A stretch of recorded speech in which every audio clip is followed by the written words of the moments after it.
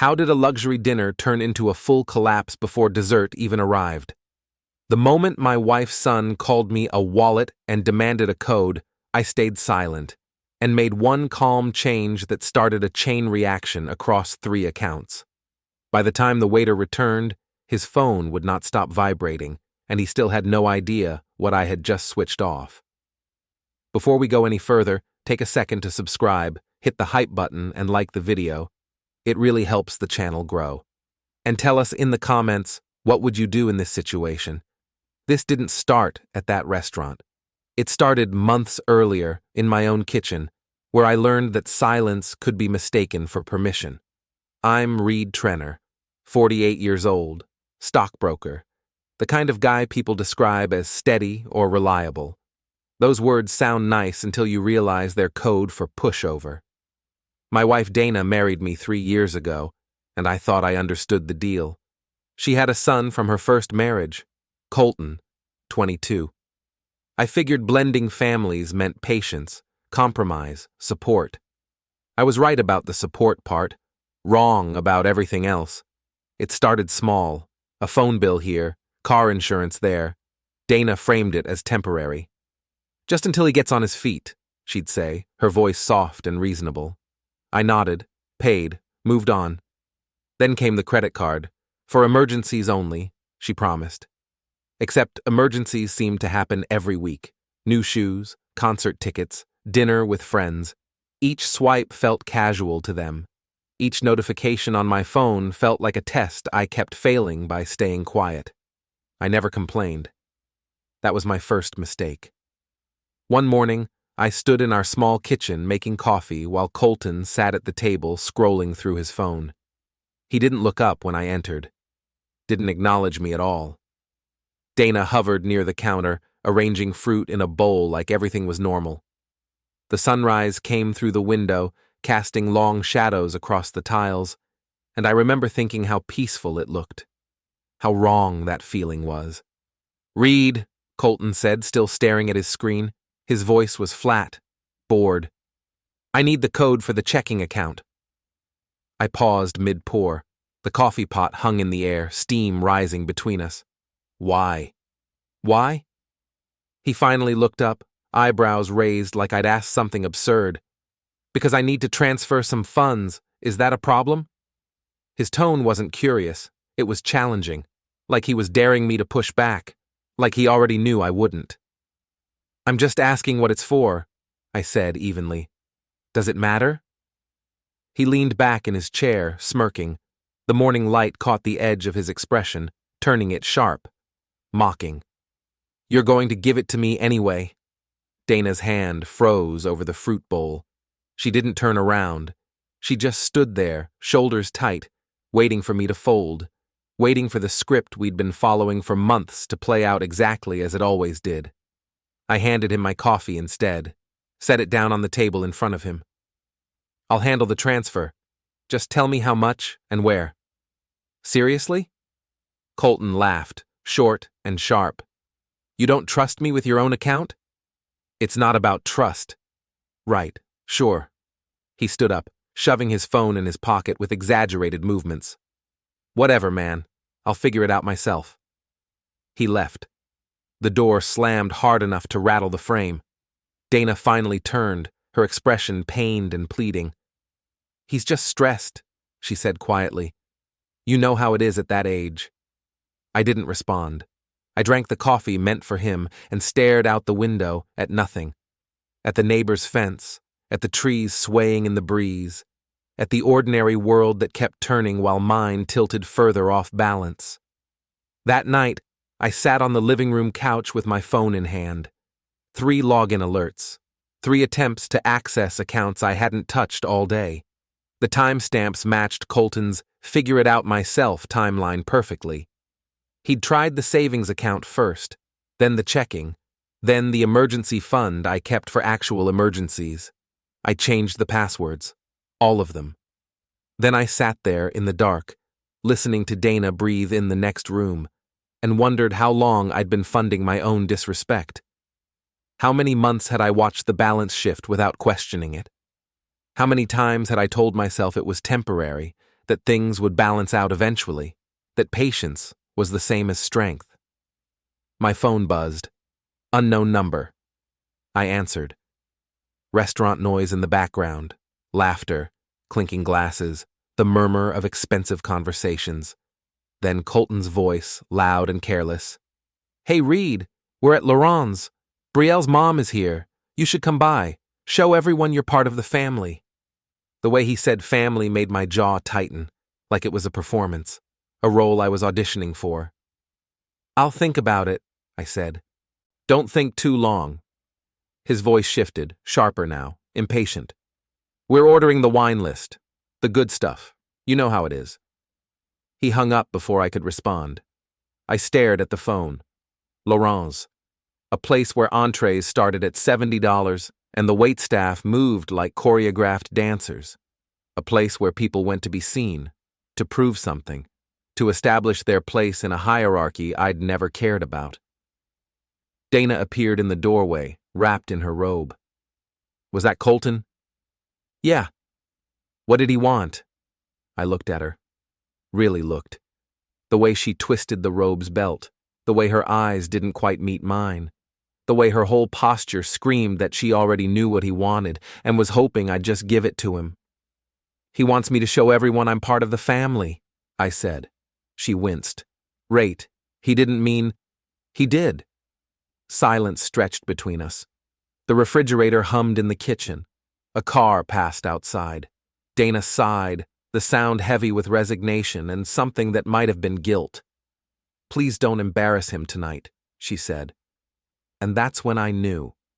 This wasn't going to end with a conversation. It wasn't going to end with boundaries or understanding or compromise. It wasn't going to end with me explaining my feelings while they nodded and then went right back to treating me like an ATM. It was going to end my way. I didn't always carry resentment like a stone in my chest. When I married Dana, I genuinely believed in the idea of building something new. She'd been through a rough divorce. Colton's father had left when the kid was 12, leaving behind debts and broken promises. Dana worked 2 jobs to keep things stable. She was exhausted, determined. I admired that. I wanted to be part of the solution, not another problem in her life. I thought I could be the steady presence they needed. The reliable one. The guy who showed up and didn't leave. The one who proved that not all men disappeared when things got hard. Our first year together was smooth. Colton was polite, if distant. He called me Sir sometimes, which felt formal but respectful. He'd thank me for rides or for fixing things around the house. Small gestures, but they felt genuine. Dana smiled more. The house felt warmer. The weight she'd been carrying seemed lighter. I paid for things without thinking twice because it felt good to provide, to be useful, to matter. Year 2, things shifted. Colton started college. Expenses climbed. Textbooks, meal plans, rent for an apartment he insisted he needed because dorms were too distracting. I covered it. Dana asked carefully, always prefacing with, "If it's not too much trouble," and I always said yes. Because what kind of man would I be if I said no? What kind of stepfather puts conditions on support? The problem was, they heard yes and learned it was the only answer I'd give. Then Brielle appeared. She was 21, blonde, and carried herself like someone who'd grown up with country club memberships and summer houses, which, as I later learned, she had. Her mother Marla made sure everyone knew it. Brielle's Instagram was a gallery of designer bags and beach vacations. Colton started talking about leveling up, about making moves, about how real men take care of their people. His vocabulary changed. His expectations changed. Suddenly the apartment wasn't nice enough. The car wasn't new enough. The restaurants he wanted to visit weren't casual enough. I didn't realize I was the bankroll for his rebranding until it was too late. Sitting in my open-plan office at the brokerage firm, I watched colleagues move through their routines. I'd worked here for 15 years. People respected my track record, trusted my judgment.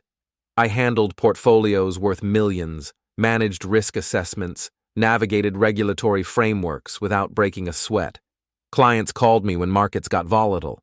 Partners consulted me on complex trades.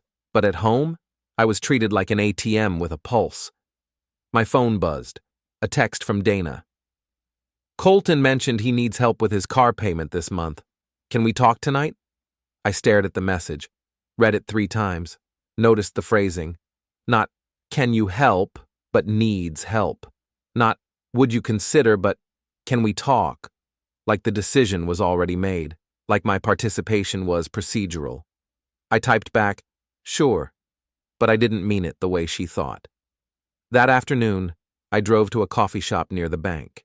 Not my usual spot, somewhere neutral, away from the office, away from home, a place where I could think without anyone watching. I ordered black coffee and sat by the window watching people pass. A young couple laughed over shared headphones.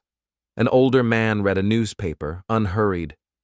Normal people living normal lives where their worth wasn't measured in account balances. My phone rang. Wes Calder, my neighbor, one of the few people I actually talked to. He worked construction, had a straightforward way of seeing the world, and never asked me for anything except occasionally borrowing a ladder. Hey, I answered. You sound weird, Wes said immediately. I'm fine. You're lying. Coffee later? Can't. Family thing. Wes paused. I could hear him thinking through the phone. The kind of family thing where you need a witness. I almost laughed. Not yet. Yet? Interesting word choice. Call me if that changes. He hung up. I stared at my coffee, now cold, and realized he'd read the situation better in 30 seconds than my wife had in months. The truth was simple. I'd trained them to treat me this way. Every time I said yes without question. Every time I covered an expense without asking for accountability. Every time I stayed quiet when Colton spoke to me like I was hired help. I taught them I would accept it. I reinforced the pattern. I made myself into exactly what Colton called me, a wallet. And they learned the lesson well. That evening, Dana approached me in the living room. She sat on the edge of the couch, hands folded in her lap like she was preparing for something difficult. Her expression was careful, practiced. About Colton's car payment, she started. How much? I asked. 400.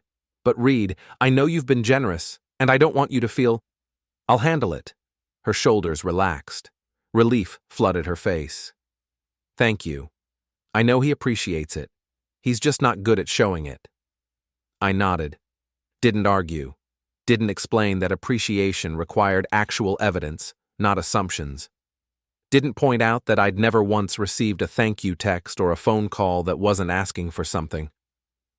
She left the room. I opened my notes app and typed one sentence. No more automatic access. Then I sat there, staring at those 4 words, feeling something shift inside me. Not anger, not betrayal. Something colder, clearer. Like a fog lifting and revealing the landscape I'd been stumbling through blind. Colton wasn't going to change. Dana wasn't going to push back. Brielle and Marla weren't going to stop pushing their provider narrative. They'd found a system that worked for them, and they had zero incentive to adjust it, so I would change the system instead. My phone buzzed again. A notification, another login attempt on the checking account. This time, the location pinged from across town. From the direction of Laurent's, actually. He was trying to access my money while sitting in an expensive restaurant, probably laughing with Brielle about how easy I was to manage. I smiled. Not because it was funny, because I finally understood the game we were playing, and I was very good at games with rules. The call came 2 days later. I was sitting in my car outside the office, engine off, watching the sun dip below the horizon. The sky had turned that particular shade of orange that makes everything look cinematic. Unreal. My phone lit up. Colton's name flashed across the screen. I let it ring 3 times before answering. Let him wait. Let him wonder if I'd pick up at all. Yeah? Reid. His voice carried that edge I'd grown to recognize. Impatient. Entitled. the tone of someone who'd never been told no. I need you to send me the code, right now. Code for what? Don't play dumb. The checking account. I'm at Laurent's with Brielle and her mom, and the card isn't working. I need the transfer code so I can move funds over. I heard voices in the background, laughter, the clink of silverware on expensive plates, someone saying something about the wine pairing. The whole scene painted itself in my mind, Colton trying to impress people with money that wasn't his. Why isn't the card working? I asked calmly. How should I know? That's your department, Wallet. The word landed like a slap. Wallet. Not Reid, not even hey man. Wallet. Like I was an object, a tool, something you reached for when you needed it and forgot about otherwise. I let the silence stretch. Let him hear it. Let him wait. Somewhere in the background, I heard Brielle ask if everything was okay. Heard Colton's muffled response, annoyed and dismissive. Reid, you there? I'm here. So send the code. We're waiting. I'll think about it, I said. Think about, are you serious? I'm sitting here with people and you're going to embarrass me? I'm not doing anything, I said. You're the one who called me a wallet. It's just a joke, man. Don't be so sensitive. Interesting joke. Reid. I hung up. For 10 seconds I sat there, phone in hand, breathing slowly.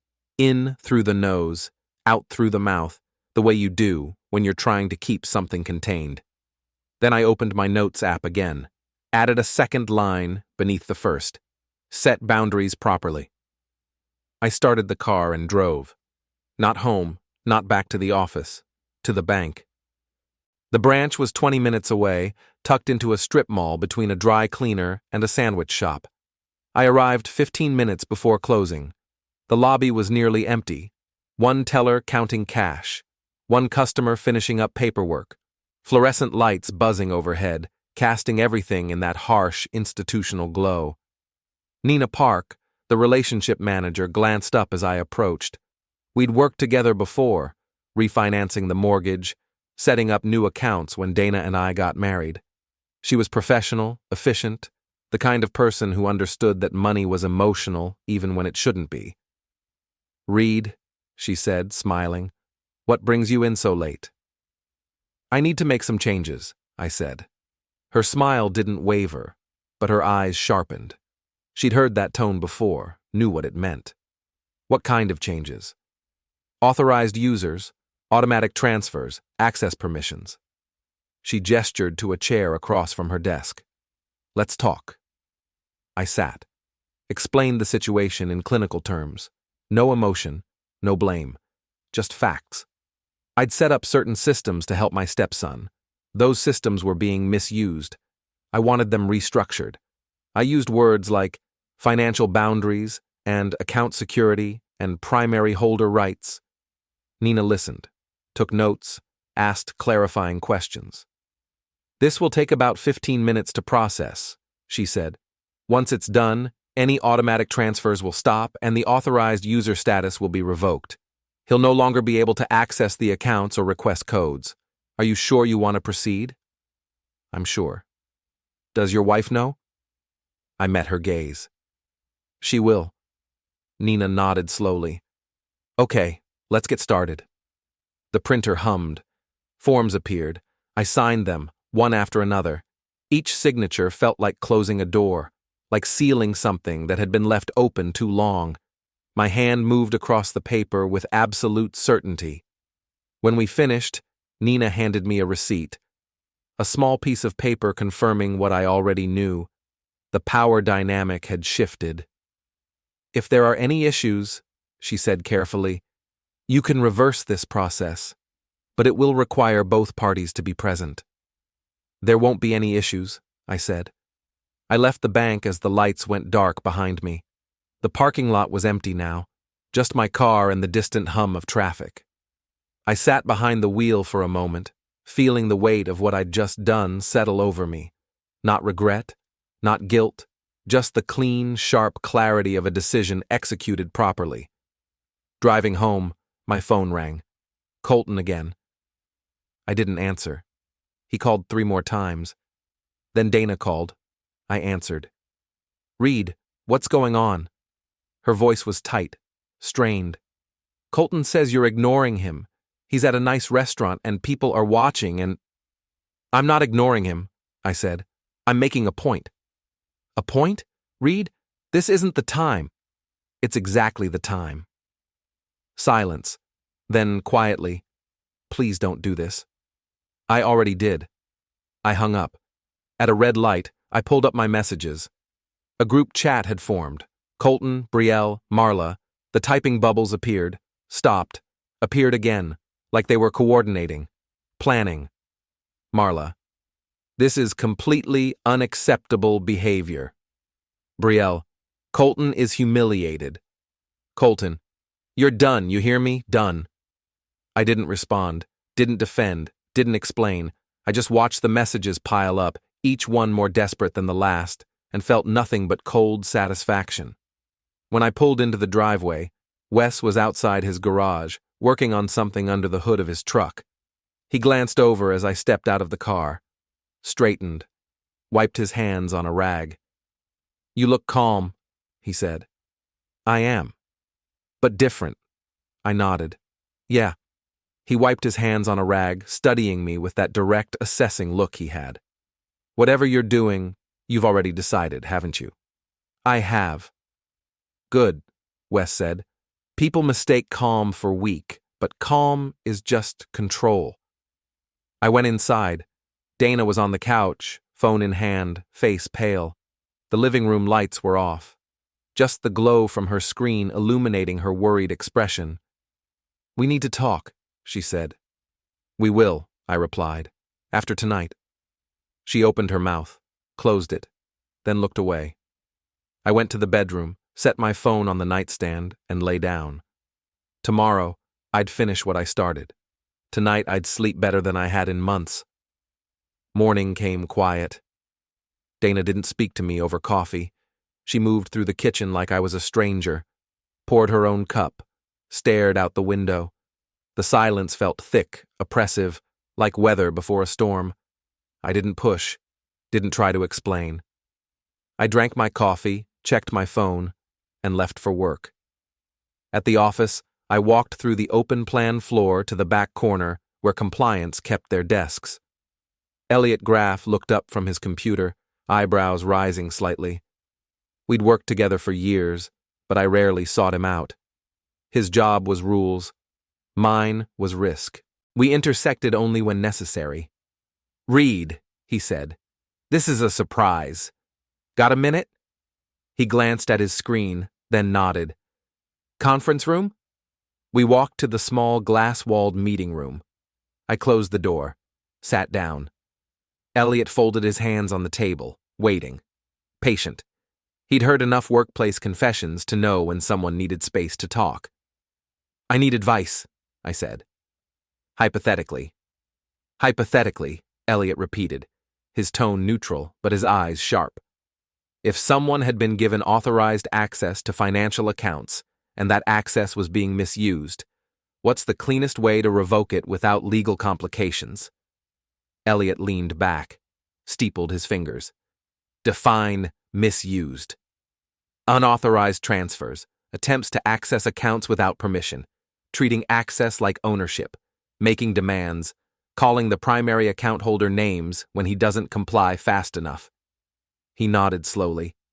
"First, document everything, dates, amounts, communication, screenshots if possible. Second, go through the proper channels, bank, not confrontation. Third, revoke access through official means, signed and filed. Fourth, if there's pushback, you already have a paper trail showing the decision was procedural, not emotional. What if the other party claims it was a gift or an agreement? Was it in writing? No. Then it's your word, your account, and your right to revoke. Courts favor account holders, unless there's a contract proving otherwise." Elliot tilted his head. "This is hypothetical?" "It was," I said. "Until yesterday." He didn't smile, but something shifted in his expression. Respect, maybe, or recognition. Then you're already ahead of most people. They react with anger. You're reacting with process. Process works, I said.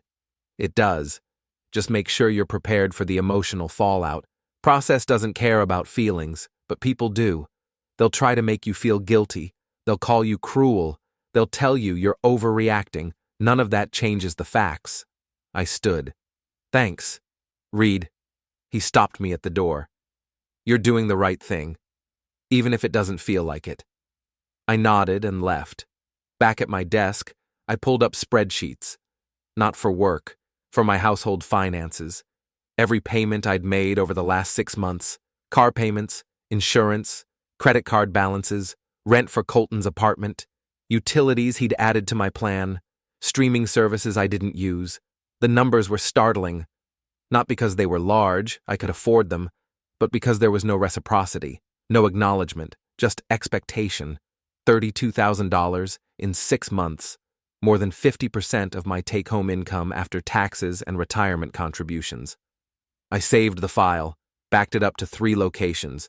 Then I opened my banking app and reviewed the changes Nina had processed the night before. All automatic transfers stopped. All authorized access revoked. The system was clean now, airtight, no loopholes, no backdoors. My phone buzzed. A message from Dana. Colton is furious. He says you're punishing him for no reason. I typed back, I'm setting boundaries. She replied immediately, this isn't boundaries, this is cruelty. I set the phone down. Didn't respond. Let her sit with that accusation. Let her realize that boundaries only felt like cruelty to people who'd been ignoring them. At lunch, I walked to the ATM vestibule near the office. Bright, cold, anonymous, cameras in every corner. I inserted my card, entered my PIN, and checked the balance. Everything matched. No surprises. No unauthorized transactions. The system responded exactly as designed. Then I tried something. I pulled up the secondary account I'd opened years ago for emergencies. Transferred a small amount as a test. The transaction went through instantly. Smooth. No friction. I tried the same with the card Colton had been using. Declined. The screen flashed red, insufficient access. I smiled. That evening, I stopped by Wes's garage.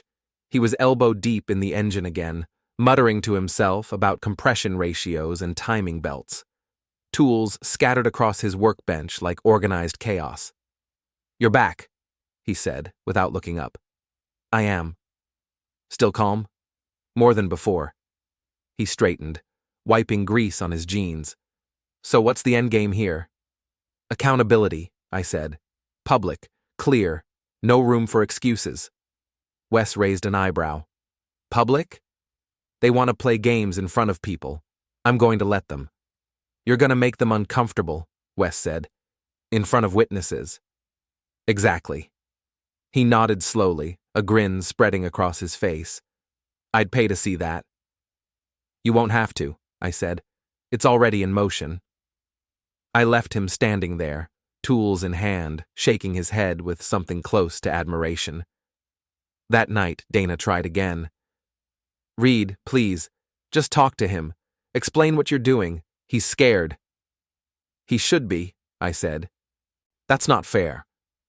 I turned to face her, really face her, made her meet my eyes. Fair?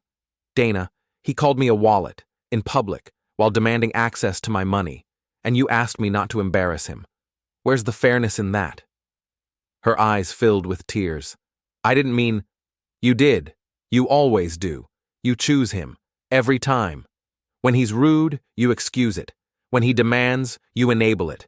When I push back, you tell me I'm being cruel. She didn't respond. Just stood there, tears streaming, unable or unwilling to defend the indefensible. I went to the living room, set a calendar reminder on my phone for the next evening. One word. Finish. Then I sat in the dark, breathing slowly, feeling the weight lift just a little more. Tomorrow, I'd walk into that restaurant. Tomorrow, they'd learn what happens when the wallet closes. The next day passed in slow motion. Every hour felt deliberate. waited. I moved through work on autopilot, closing trades, answering emails, nodding through meetings. My colleagues noticed nothing. I was the same steady Reid I'd always been. Reliable, calm, professional. Inside, I was counting down.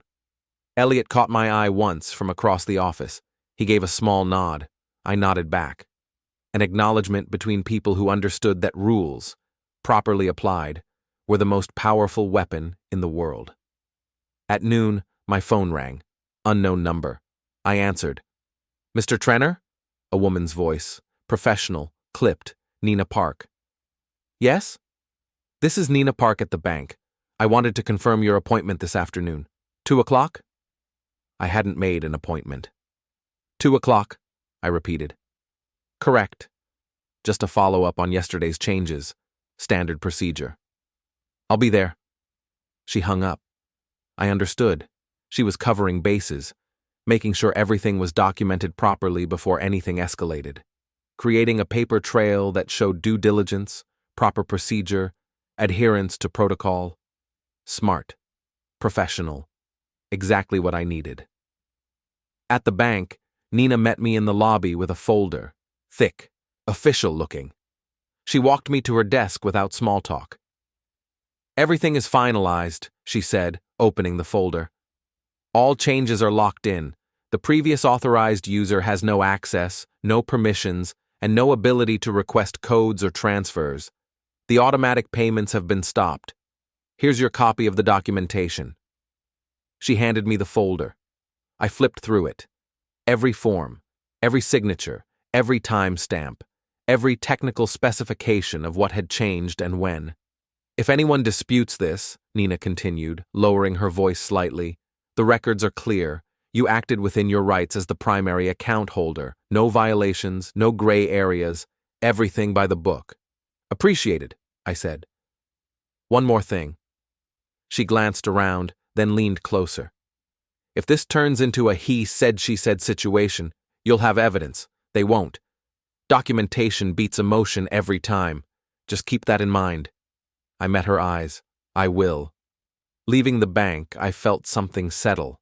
Not satisfaction, not yet. Just readiness. The pieces were in place. The stage was set. All that remained was the performance. I drove home. Dana was waiting in the living room, arms crossed. She'd positioned herself between me and the rest of the house, like she could physically block whatever was coming. "Colton says you've locked him out completely," she said. "I have." "Why?" "Because he treated me like a tool. Because you let him. Because I'm done pretending this is a family." Her face crumpled. "Reid, you're being cruel." "No," I said quietly. "I'm being clear. There's a difference. He's my son. And I'm your husband. But I've never been his priority. Or yours." She reached for my arm. I stepped back. Not aggressively, just definitively. "Tonight," I said, "you'll see exactly what I mean." "Tonight?" "Laurent's, 7 o'clock. Colton invited me, remember? Said I should show everyone I'm part of the family." Dana's face went pale. Her hand dropped. "You're not actually going." "I am." "Reid, please, I'll see you there. Or I won't. Your choice." I went to the bedroom, showered, changed into a clean shirt and slacks. Nothing fancy, just presentable, respectable. I didn't need to look wealthy. I just needed to look calm, in control, like someone who'd made a decision and had no intention of reversing it. My phone buzzed. A text from Colton. "If you show up tonight, you better be ready to apologize." I typed back, "See you soon." Another buzz. Marla, this time. "I hope you understand what a provider's role is in a family. Real men don't play games." I didn't respond. Let her message hang there, unanswered, like a question that would never get resolved the way she wanted. At 6:30, I grabbed my keys. Dana appeared in the doorway, dressed for dinner. Her makeup was perfect, but her eyes were red. She'd been crying, preparing herself for whatever was coming. "I can't stop you," she said quietly. "No," I agreed. "You can't." She followed me to the car. We drove in silence. The restaurant wasn't far. 10 minutes through residential streets where families were sitting down to normal dinners. 5 more through the upscale shopping district where valet parking and string lights made everything feel performative, artificial. Laurent's was exactly as I remembered. Tall windows, white tablecloths, soft jazz playing through hidden speakers, the kind of place that charged for ambiance as much as food. The hostess greeted us at the door with practiced enthusiasm. "Reservation?" she asked. "Joining the trainer party," I said. Her smile brightened. "Of course. Right this way." We followed her through the dining room. Heads turned slightly as we passed. I recognized the look. People assessing status, wealth, importance, deciding where we ranked in their mental hierarchy. Then I saw them. Corner table, best spot in the house, maximum visibility. Colton sat facing the room, Brielle beside him, Marla across. All 3 looked up as we approached. Colton's face went tight. Brielle's eyes widened. Marla smiled, slow and sharp, like a predator spotting prey. "Reid," Marla said, "how nice of you to join us." I pulled out a chair, sat. Dana hesitated, then sat beside me. "Nice place," I said. Colton leaned forward. "We need to talk." "We're talking now," I said. "Privately." "No." His jaw clenched. Brielle touched his arm, whispering something. He shook his head, pulling away from her. "Fine," Colton said, louder now. Several nearby tables glanced over. "You want to do this here? Let's do it." Marla's smile widened. Phones were already out at nearby tables, not pointed at us yet, but ready, recording, waiting. "Go ahead," I said calmly. And I waited. Colton's hands were flat on the table, fingers spread like he was bracing himself. Brielle's phone sat face up beside her water glass. The screen glowed faintly. Recording. I noticed, didn't react. Let them think they had control. "You humiliated me," Colton said, voice low and tight. "Yesterday, in front of everyone. The card didn't work. I had to explain to Brielle's mom that my own stepfather cut me off without warning." "I didn't cut you off," I said. "I adjusted access to my accounts." "Adjusted." He laughed, sharp and bitter. "You locked me out, completely. I tried to move funds this morning. Declined. I tried to pay my rent. Declined. Everything I've been counting on, gone." "Counting on," I repeated. Interesting word choice. Marla cleared her throat. "Reid, I think what Colton is trying to say is that family helps family. Providers take care of their people. That's what real men do." I looked at her. Really looked. The designer handbag draped over her chair, the jewelry that caught the light, the easy confidence of someone who'd never worried about paying a bill, who'd probably never worked a day without a safety net waiting below. "Real men also set boundaries," I said. Marla's smile thinned. "Boundaries or punishment?" "Consequences," I corrected. "There's a difference." Colton stood abruptly.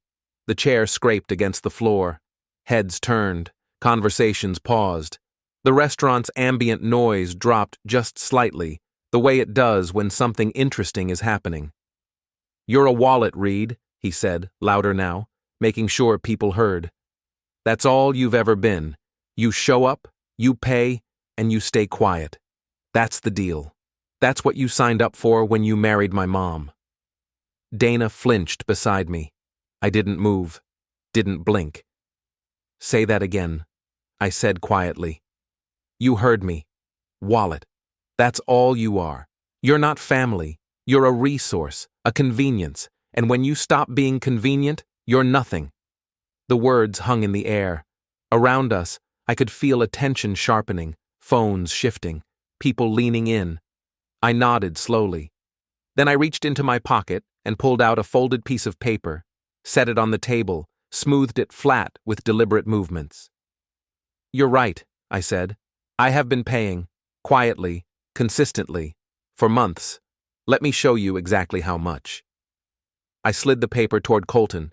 It was the spreadsheet I'd printed that morning, every expense, every transfer, every automatic payment, Dates, amounts, categories, totals. Car payment, I said, pointing.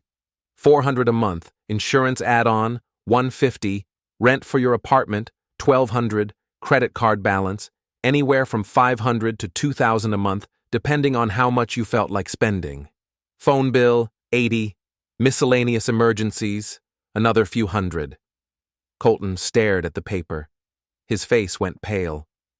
Brielle leaned over, reading. Her expression shifted from confusion to shock.